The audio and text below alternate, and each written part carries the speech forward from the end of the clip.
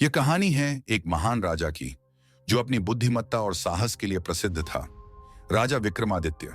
लेकिन एक दिन जब रात के आकाश में अंधेरा और घना हो गया, दरबार में एक रहस्यमय आगंतुक का आगमन हुआ। महाराज, एक तांत्रिक कई दिनों से आपसे मिलने की प्रतीक्षा कर रहा है।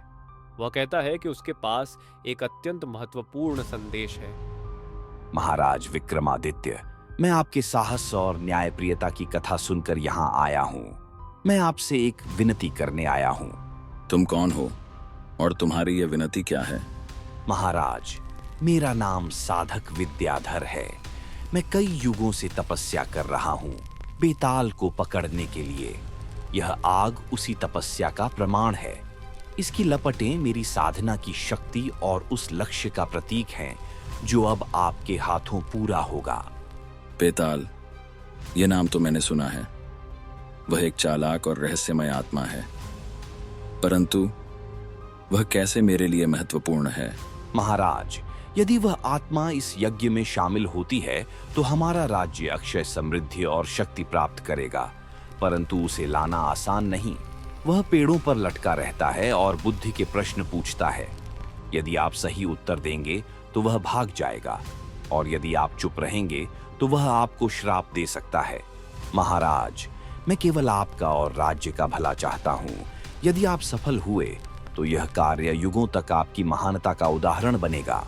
यदि यह कार्य मेरे राज्य और प्रजा की भलाई के लिए है तो मैं इसे अवश्य करूंगा। विद्याधर, मुझे बताओ, यह बेताल कहाँ मिलेगा? महाराज, वह कालवन के शापित जंगल में रहता है। एक विशाल बरगद के पेड़ पर उसकी आत्मा लटकी रहती है। आपको अर्धरात्रि के समय उसे लाने जाना होगा। महाराज, उसे लाने का मार्ग जोखिमों से भरा है, लेकिन याद रखें, यह कार्य केवल आपको ही करना होगा। आपकी सेना, दरबारी या अन्य कोई व्यक्ति इसमें शामिल नहीं हो सकता। यह आपका व्यक्तिगत साहस और बुद्धि की परीक्षा होगी। मैं इस कार्य के लिए तैयार हूं। मुझे कोई भी चुनौती सत्य और धर्म की राह से नहीं हटा सकती। राजा विक्रमादित्य अपने कर्तव्य और वचन के लिए घने जंगल के उस हिस्से में पहुंचे जहां रात के अंधेरे में भी डर ठहर जाता था। उनका मन शांत था, लेकिन उनकी नजरें सतर्क थीं। उन्हें नहीं पता था कि यह यात्रा केवल एक परीक्षा नहीं, बल्कि एक अनोखी कहानी का आरंभ थी। तभी उनकी नजर उस विशाल बरगद के पेड़ पर पड़ी, जिसकी सूखी डालियों से बेताल उल्टा लटका हुआ था, मानो उसी का इंतजार कर रहा हो। उसकी चमकती लाल आंखें और रहस्यमयी मुस्कान अंधेरे को और भी गहरा बना रही थीं। अरे राजन विक्रम, इतनी रात गए तुम यहाँ क्या कर रहे हो? ये जंगल तो बहादुरों का हौसला भी चूर कर देता है। क्या तुम्हारी अक्ल पर किसी ने ताला लगा दिया है? बेताल, मुझे बहकाने की कोशिश मत करो। मैं यहाँ अपने वचन को निभाने आया हूँ। तुम्हें मेरे साथ चलना होगा। वाह, वचन निभाने का ऐसा जुनून! पर क्या तुम जानते हो कि इस यात्रा में केवल साहस नहीं बल्कि चतुराई की भी जरूरत होगी। मेरे सवालों का जवाब दिए बिना तुम मुझे आगे नहीं ले जा सकते। मुझे हर चुनौती स्वीकार है। शुरू करो अपनी कहानियां। सुन लो राजन, अगर तुमने मेरे सवाल का जवाब दिया तो मैं वापस इसी पेड़ पर लौट आऊंगा, लेकिन अगर तुम मौन रहे तो मैं तुम्हारे साथ चलूंगा। क्या तुम्हें यह खेल मंजूर है? मुझे तुम्हारी शर्तें मंजूर हैं। अपनी कहानियां सुनाओ और सवाल पूछो। अगर मेरा उत्तर सही हुआ तो तुम मेरे साथ चलोगे। बहादुरी तो है, पर देखता हूं कि यह कब तक कायम रहती है। चलो राजा, अब मेरी कहानियां तुम्हारी परीक्षा लेंगी। एक समय की बात है, उज्जैनी के पास एक नगर था जहां एक परोपकारी ब्राह्मण रहता था। वह इतना उदार था कि अपने पास जो कुछ भी था उसे दूसरों की भलाई में बांट देता था। सुनिए, आप हमेशा दूसरों के लिए सब कुछ दे देते हैं।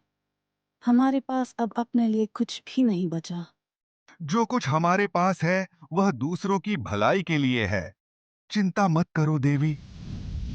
अंधेरी रात के सन्नाटे में एक तेज चमक उभरी और उसके साथ ही एक भिक्षु काले वस्त्रों में लिपटा झोपड़ी के पास प्रकट हुआ। गंभीर स्वर में उसने कहा, परोपकारी ब्राह्मण, तुम जो दया करते हो वह दूर दूर तक फैली है। मैं भूखा हूं, क्या मुझे भोजन मिलेगा? मेरे पास केवल एक मुट्ठी चावल है, कृपया इसे स्वीकार करें। यह हमारे भोजन का आखिरी हिस्सा है। आप इसे क्यों दे रहे हैं?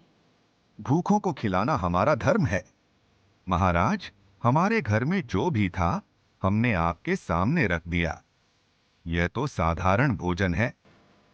आशा है आप इसे स्वीकार करेंगे।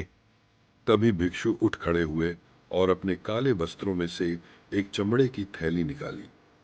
थैली को ब्राह्मण की ओर बढ़ाते हुए गंभीर स्वर में कहा, तुम्हारी निस्वार्थ सेवा और आदर ने मेरा हृदय जीत लिया है।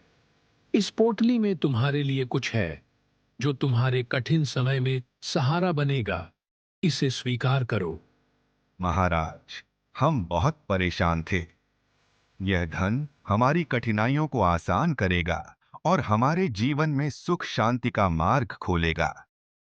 आपका आशीर्वाद हमारे लिए अनमोल है और हम इसे सही मार्ग पर ही उपयोग करेंगे।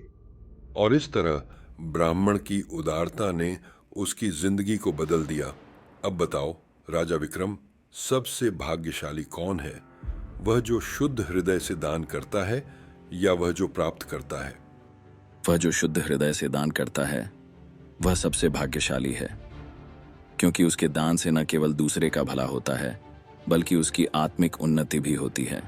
राजा विक्रम, तुम्हारा उत्तर तो सही था, पर क्या तुम जानते हो कि सच्चा दान वह नहीं होता जो हम उम्मीद रखते हुए देते हैं, बल्कि वह होता है जो हम बिना किसी स्वार्थ के पूरी निष्ठा से देते हैं।